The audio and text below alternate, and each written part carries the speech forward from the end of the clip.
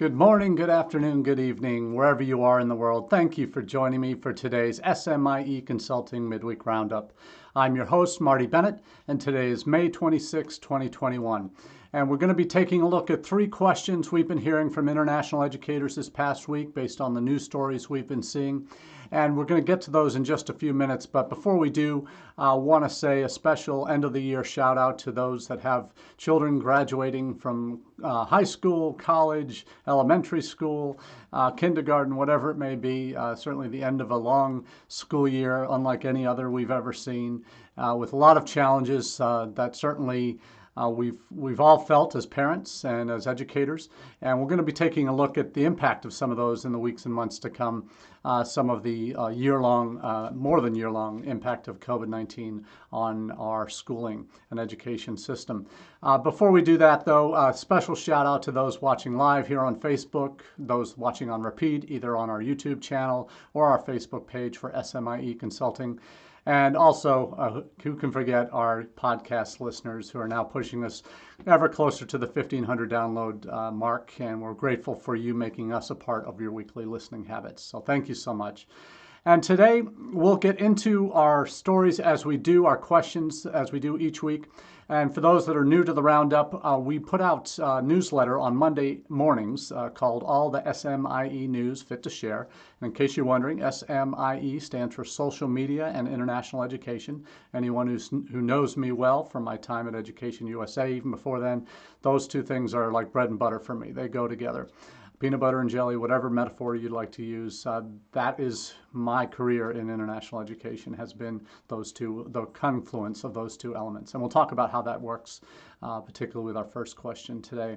But all that newsletter comes out Monday morning, 9 a.m. If you'd like to subscribe, I'm dropping the link to this most recent edition that came out on Monday, the 24th. And we'll be getting to all of those questions that we're talking about that come out of that newsletter in just a moment. But feel free to subscribe. It's free at smieconsulting.org/subscribe, and we'll add you to the mailing list and get you the newsletter each Monday morning at 9 a.m. Eastern. Now let's get to our first question. How personal will you get in student communications?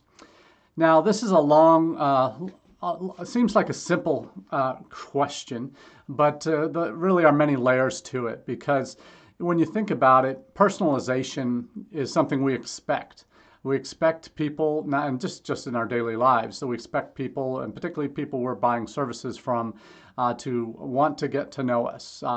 If it were looking at a longer-term relationship, whether it's the pizza delivery boy that comes every week for your Friday night pizza roundup, whether it's the daycare center where you send your children to, whether it's schools that you and parents that you get to know, or if you're applying to schools as a student, you want to feel wanted. And the way that's demonstrated oftentimes is in how personal those providers, for lack of a better word, are willing to get with you. How close of a relationship are they looking to establish with you? How far will they go to make you feel welcome? And as educators, as admissions representatives, particularly international admissions folks, this is at the core of why we do what we do, is the relationships we're able to establish with prospects, with their parents oftentimes, that continue long beyond the admissions process and even can last years, decades even.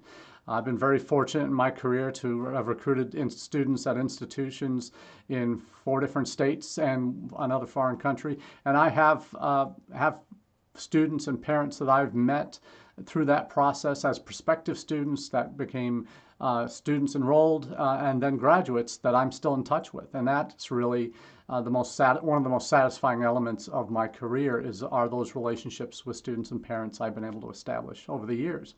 So how personal are you getting with your prospective students in terms of how personalized an approach are you building into your international admissions efforts? And there's a lot of different ways that this can be manifest in terms of email communications, in terms of live chats, one-on-one chats, whatever it might be, personalized video messages. And that's where our first question really gets its origin story this week. It comes from a college in Texas, a state university, West Texas A&M University. The president there had a real desire to become more involved in the admissions process for their prospective students coming in. And as a result, he committed to spend over 200 hours of quick video messages to every admitted student to West Texas A&M for this fall term. And their last count, there were 3,000 videos for the 3,000 admitted students that this president of a regional public university, to try and stave off potential enrollment declines that they had foreseen, has really committed to being in the thick of it and personalizing messages. So it would be, you'd have a teleprompter that would scroll through the names and desired majors of the admitted students who were looking to come, who had been admitted to that public regional university in Canyon, Texas. He completed that. Each of these videos is between 16 and 19 seconds long over the course of those 200 hours. Didn't have a script really, but most of the videos followed a similar format. I'm the president of WT, and I know that you've been accepted into the journalism program for the fall semester. We really hope to see you on campus. Canyon is a great place to be, and that's an example of what his message was to each of the prospective students that were admitted to that institution.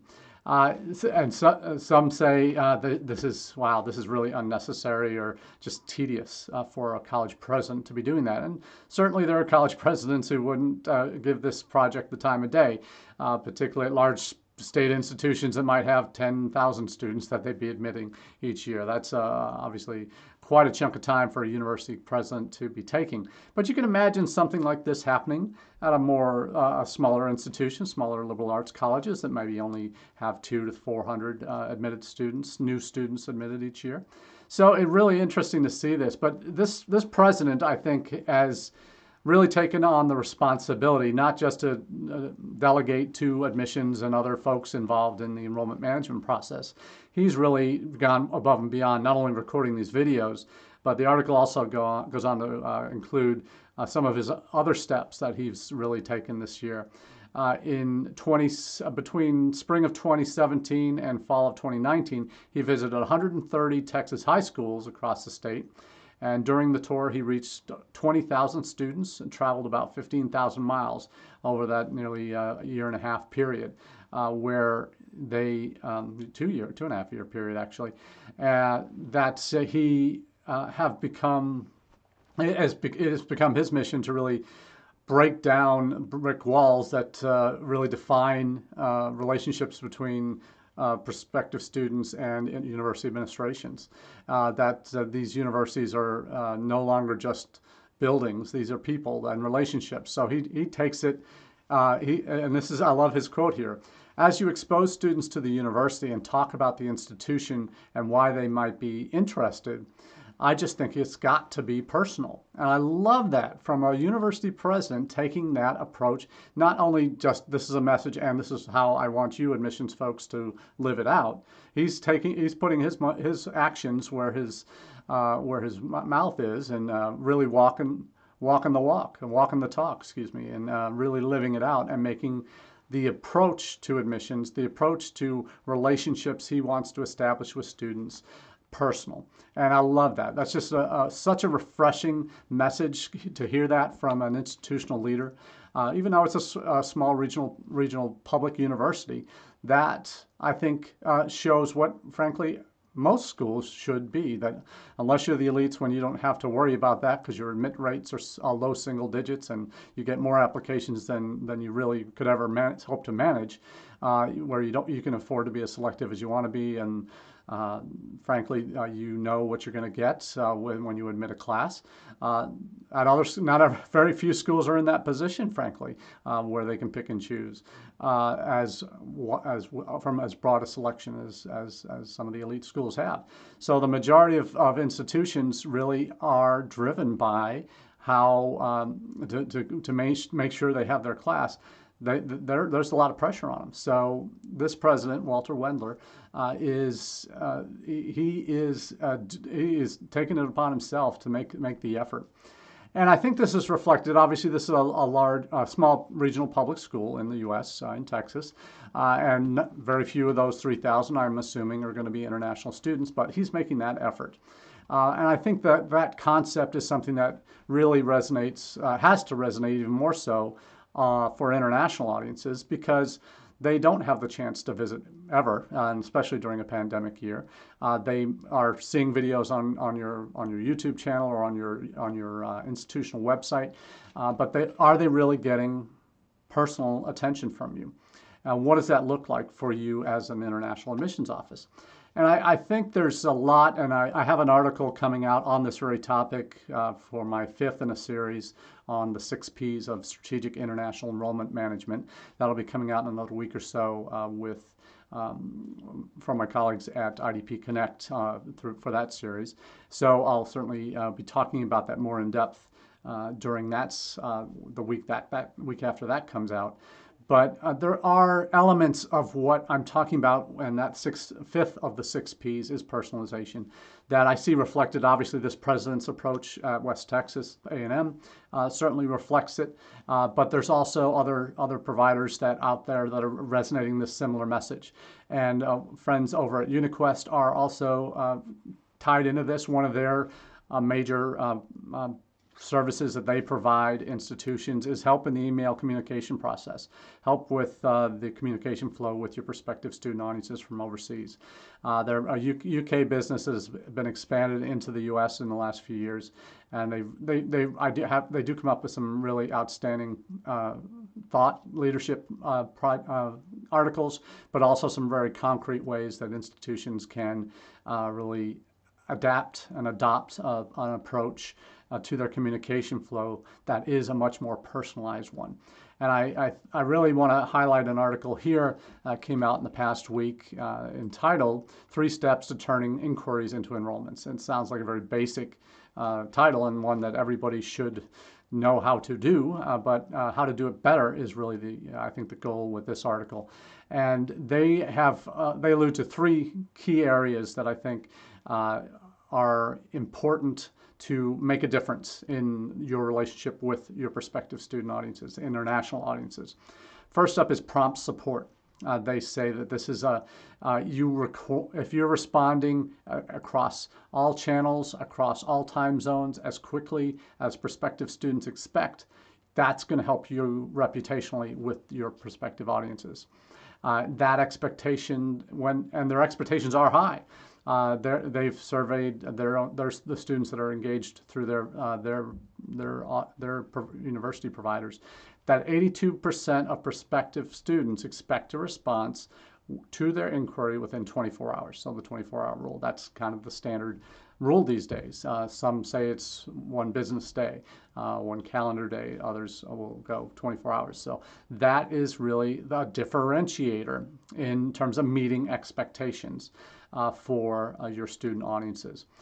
There are colleges that will further down the application process that when you apply and are completed, there are some colleges I work with that will take 4 to 6 weeks to make a decision, and when they don't have all but transcripts and English test scores that are and an application form that are the determinants of that decision. So that's something that is clearly not taking a personalized approach to your international student audiences.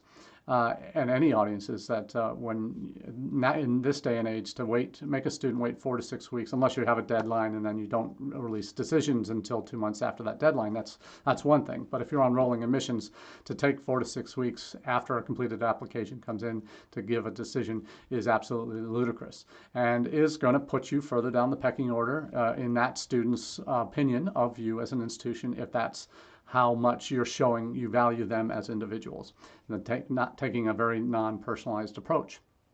So by providing prompt support, you're answering those questions, you're getting in front of those students quickly, and treating them as individuals, and acknowledging their needs, acknowledging their questions, and answering them in timely fashion. The next thing that the UniQuest folks recommend is proactive encouragement. That it's not, that first inquiry is key in terms of your response time, but it's also key in terms of driving those students to convert, to apply. So this is one prospective students, international students, comment here. After the conversation I had with you, I actually started considering this university more because of how cooperative and nice you are, and I'm liking the options I see on the website. So that conversation, either through email, through a live chat, whatever it might be, at that beginning stage of the process is where an institution can show their commitment to individual student prospects and potential applicants. And that is, if you can be encouraging, if you can show a direct answer to a student's question in a conversation, that you can direct them to the information they need on your site that maybe gives more in depth than you are able to do in a simple email or want to do in a simple email, whether it's a WhatsApp response to a question that a student has, back and forth chat, whatever it might be on a live chat. These are the things that make a difference in how accessible, how personalized, and how responsive you are. That matters. And the third piece in that puzzle for the UniQuest folks is the personalized communication.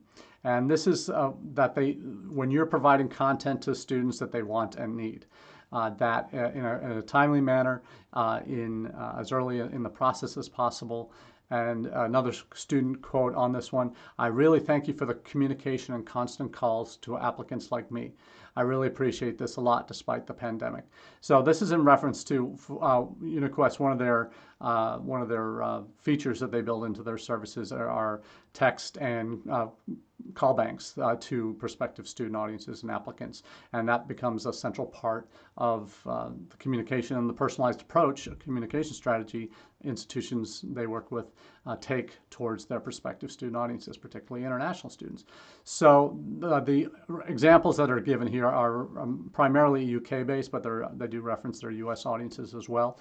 So I think there's some great articles, great content in this article that is kind of best practices as far as I'm concerned in terms of how you can manage this process, the communication process with your prospective student audiences. I think there's real value in this personalized approach as a de facto. This is the rule. This is the way you should, de jure, this is the way you should be approaching your communication process with your prospective audiences internationally. So that's our first question. A second question is a little bit deeper, and this is one that we got to consider the times we're in. And the question is, what are we doing for Indian students now? And there's two levels to this question. It's what are we doing for international students that are already on our campus from India, who obviously their home country is going through an incredibly tumultuous period with their second wave and most deadly wave of COVID-19 that they've seen. At a time when in the West our vaccinations are readily available and that rates are climbing highly. But in India, even though there are vaccines available, there's only, I think, less than 10% of the population, obviously a very large population, that have been able to be vaccinated. They have a version of AstraZeneca that is widely available in India. They have Russian variants as well called Sputnik that they have. So there are vaccines that are being given there, but you wonder, they're not able to keep up, obviously, with a huge population and the incredible pressures, unlike any we've seen here in the U.S., certainly, pressures that their healthcare system is having in terms of not having basics like oxygen available for those that are having to go on ventilators. This is obviously serious time in India's history, and how the rest of the world responds is important in helping the second largest country in the world, that may soon be the largest in the world in terms of population. So, but on a micro level, what are we doing for our Indian students that are currently enrolled on our campus or maybe studying remotely that are back home in India? How are we caring for them right now? Are there bursaries that are being given, or emergency aid that's being given to those students? Many are not able to travel back home to be with family that might be suffering, and maybe are told that don't come home because of that, because they're concerned about what might happen. I know colleagues who are of Indian descent that were born there, came here as international students, and have developed a career for themselves. They are now, who have parents back in India, I know a couple that have been trying to get their parents to come to the U.S. and haven't been able to because flights have been canceled. So there's some real challenges here, and a very uncertain time for your currently enrolled international students from India, and how they are managing all their the potential crises they're facing, and their parents might be facing, family might be facing back home. Obviously, that uncertainty can cause some upset and grief, and some real challenges for students when they don't really know and can't be there for family back home that are in the midst of this pandemic. So it's, what are you doing for your current Indian students, and communicating with them, I think, is something that during a pandemic, this should be as open as possible as you can be on your campuses with your prospective audiences. When you have these kinds of situations, obviously India is not the only country struggling with this, with the pandemic right now. Brazil has been struggling with this. Argentina is struggling with this. Many other countries are still in the midst of a major crisis, an upswing in cases and deaths, and it demands attention. But having open communications and constant communications and individualized communication, going back to that personal attention piece, is necessary for your ISSS offices to be regularly in touch with these folks. And because how you're treating your students now in the pandemic really speaks volumes to how you treat all students at all times on your campus, and especially when times are tough, particularly when students are thousands of miles from home. You need to be there for them and help show that your compassion and your empathy for their situations, sympathy for their situations, depending on where you are from. So this is important. So it's, on one level, it's what are you doing for your currently enrolled Indian students to help them? The experts, and this is interesting to see what one of the quotes from this Indian article in American Bazaar is, with Indian chapters said to be one of the most active in many renowned U.S. universities, Indian student associations, what have you, their experts are questioning the lack of any substantial help from any of the U.S.-based universities for their enrolled students from India. So there's concern out there. We've seen current students now will have access to higher ed relief aid from the federal government, so that's great for currently enrolled students to have access to that, because we all know that the economies worldwide have taken a hit due to the pandemic, and many families that have had struggled, as have families in the U.S. when parents have lost jobs, struggling to pay the bills. There's aid that's been made available, whether institutional aid or federal aid, that students can have to help offset costs. So something like that should be happening on campus as well, in terms of how you're helping your international students that might be in these very similar situations. So if you're doing it for your domestic students, why wouldn't you do it for your international students? So just a bit of logic there. Hopefully that sinks home.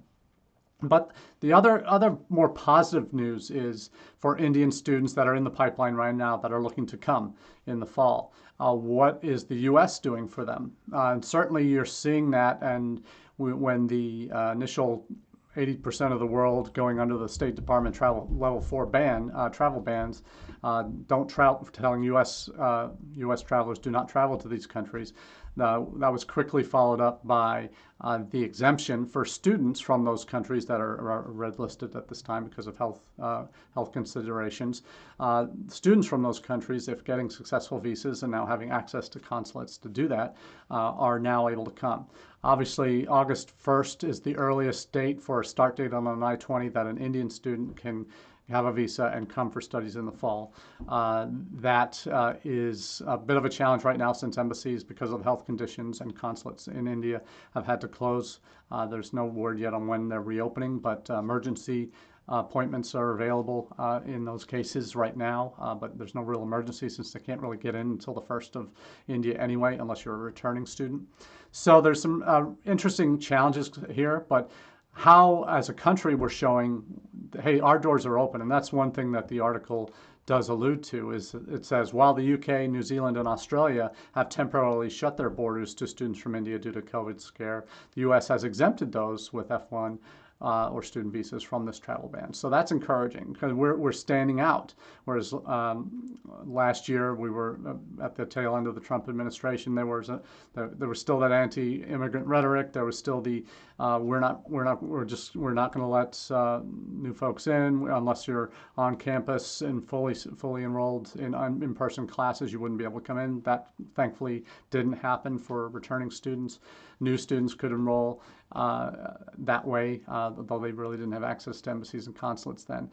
So there's been a change in terms of how we're viewed now in the world, I think, based on the administration's actions and their rhetoric are matching now, and are on the same page and welcoming and open as much as we can be to the world. So encouraged by that, and looking forward to seeing more steps that will continue to build on the relationship between India and the U.S. Now our final topic, and I don't like to beat a dead horse, and not saying Australia is a dead horse, but they have suffered from lack of a better phrase, self-inflicted wounds related to international education over the last few months. Obviously, most all countries shut down their borders in the middle of March last year in 2020, and as a response to the pandemic. And Australia, New Zealand were applauded early, particularly New Zealand, for their quick response and clampdowns and restrictions that limited the number of cases in those countries, island nations. But there came a point where the other countries began to reopen. The UK did, the US has, Canada did in October last year, to international travel and international student travel especially. Now Australia has, even though conditions on the ground have been very stable and declining, there haven't been huge second and third waves of COVID-19. They never had anything really huge in those countries, in particularly Australia. But the real question is, when will the Australian government wake up and realize the damage that they've done and are continuing to do to their institutions of higher education? And there are 5 stories that I'll be sharing the links to that are also in the newsletter from this past week. First up is one that isn't necessarily the fault of the Australian government, but certainly is one that we've seen across the globe, is related to Confucius Institutes. That first article title is China-backed Confucius Institutes face closure under veto laws. And this isn't something necessarily the Australian government needs to wake up from, but it's having a negative impact on relations with China. We've seen that in the United States, obviously, during the previous administration. We have a number of these centers. Confucius Institutes are in the process of closing and under the cover of budget pressures due to the pandemic. But there's obviously larger geopolitical considerations here in these new veto laws that are allowing the national government to basically, there are 13 existing Confucius Institutes at Australian universities right now that they are seen by the government that as functions of the Chinese Communist Party propaganda efforts, and no doubt that that's certainly the case in the U.S. as well as Australia and other countries where they've been shut down. So there have been other various issues that have been involved, but certainly this is the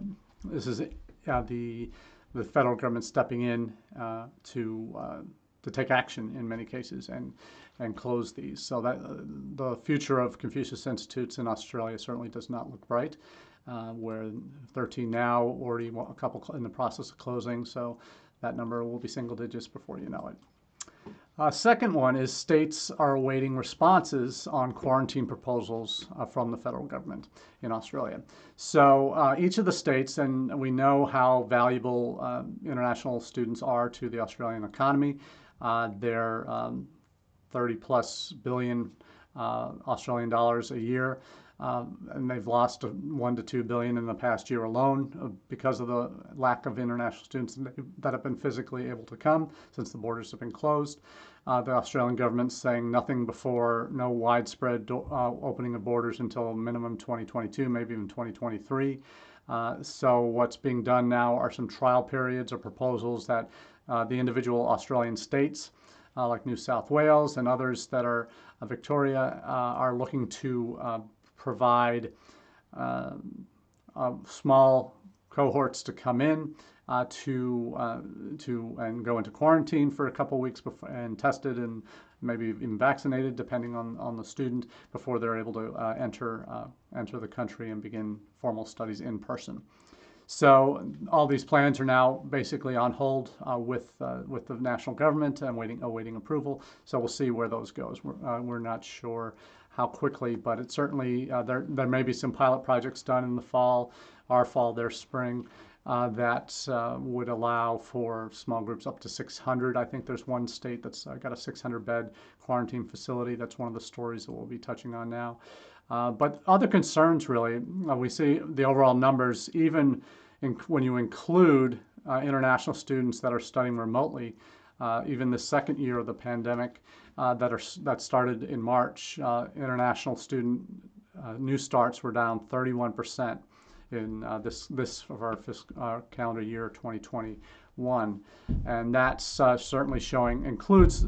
I think the numbers are much larger, obviously, because 69% did not start physically in Australia. The other 69% of the 69% that did start were studying remotely in terms of those figures. So I think that there's going to be lingering concerns there on how sustainable this continued decline in international student starts will be. And we're going to see, even in the next article from Aradera, is Australia, 93% of international students stranded abroad, that is, they're taking began studies remotely, or returning students that are not able to get back in, that are continuing their studies, doing it remotely from their home country.